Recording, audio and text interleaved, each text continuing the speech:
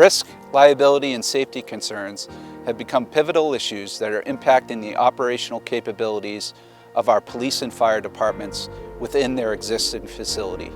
Over time, the overcrowding within the facility has hindered the effectiveness of our dedicated public safety professionals and has the potential to significantly compromise the response times of our safety personnel.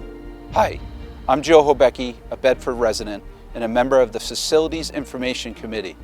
Today, I'm here to address the shortcomings of the current safety complex located at 55 Constitution Drive, serving as the base for our first responders.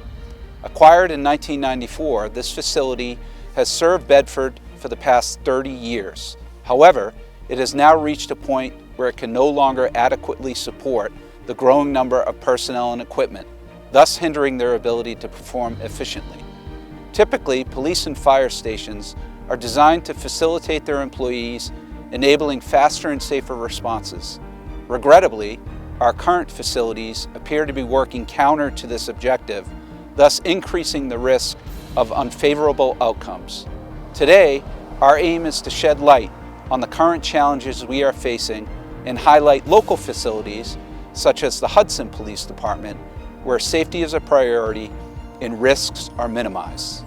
Let's explore the key areas of concern. Evidence storage. Our current facility is overcrowded and lacks proper ventilation for hazardous materials. This necessitates the transportation of materials through the booking area to reach evidence storage. An ideal facility should offer direct access from the sally port to evidence storage with appropriate air handling and refrigeration. It should also provide separate storage areas for high-risk items such as controlled substances, U.S. currency, jewelry, and firearms. The challenges associated with the chain of custody process in our current facility represent a liability that can adversely impact pending criminal cases. A good example of an ideal evidence room can be observed in the new Hudson Police Station, which offers spacious, well-organized storage. Furthermore, they are planning to add a second evidence room with improved locker handling procedures, greatly enhancing the chain of custody process. Booking holding area. The current booking area has only 3 holding cells, which complicates the agency's ability to conform with state statutes, which require separation of males, females, and juveniles. This situation creates a hazardous environment for both police personnel and those in custody, particularly when dealing with disruptive inmates. It represents both the safety and liability issue that can lead to legal consequences, impacting both the police department and the town. The Hudson Police Department, in contrast, has 6 detention cells, including 1 padded cell for higher risk detainees, along with separate detention areas for women, men, and juveniles. The temporary detention area in the current facility lacks secure meeting rooms for subjects in custody to meet with their attorney or be interviewed by staff. An ideal facility should provide separate holding areas with private interview rooms for men, women, and juvenile detainees. The sally port. The current sally port, the garage where inmates are unloaded for processing and confinement, is too small and poorly located to provide adequate service and security, posing a significant risk to police personnel when transporting detainees. The current sally port only accommodates 1 vehicle at a time, often necessitating the removal of detainees outside in the unsecured parking lot. This exposes personnel to substantial liability if an incident were to occur during the transfer process due to space and safety concerns. This problem is compounded when multiple arrests take place. The sally port is also used for equipment storage, which poses risks due to its poor design. A proper facility should accommodate at least 2 vehicles, as is the case with the Hudson Police Department, and it should be clear of outside materials with direct access to the holding area. Public interview and meeting rooms.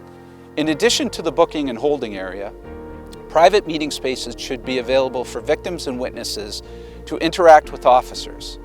Currently, these conversations take place in the open lobby potentially affecting the willingness of individuals to provide essential information. The Bedford Police Department lacks extra room for attorney-client meetings, forcing the use of office space typically reserved for employees. In contrast, Hudson PD provides 3 additional rooms for family and client meetings, as well as individual interview rooms. The Communications and Dispatch Center. The first floor location and exterior windows at the current facility pose security and liability threats to this vital service. There are no security barriers to prevent the public from causing damage to the outside wall and injuring personnel in the center. With the current space constraints, the bathroom serves as the break room, which is far from ideal. A proper station should have the necessary amenities to ensure staff's responsiveness. While the fire department primarily focuses on improving response time to South River Road, they also face challenges due to limited space. Gear storage. The existing storage area for expensive turnout gear is insufficient. Clean, safe, and hazardous areas for gear are non-existent. Gear is exposed to contaminated areas, which can be harmful to personnel due to exposure to carcinogens and the risk of cancer. Proper storage is essential to protect gear from UV rays caused by sunlight and carcinogen exposure. Modern fire stations are designed with safety in mind. For example, protective gear is not allowed in the living office area of the firehouse. When firefighters return from a call, they enter the living area through the shower, decontamination room, locker room, and then into the living area. Likewise, when responding to a call, they leave the office area through their gear storage to suit up and head out to the apparatus bay floor. Today's safety complex lacks these elements and will be redesigned to incorporate these safety designs in the future. In addition to the challenges in gear storage, our current facility's apparatus storage situation is far from optimal.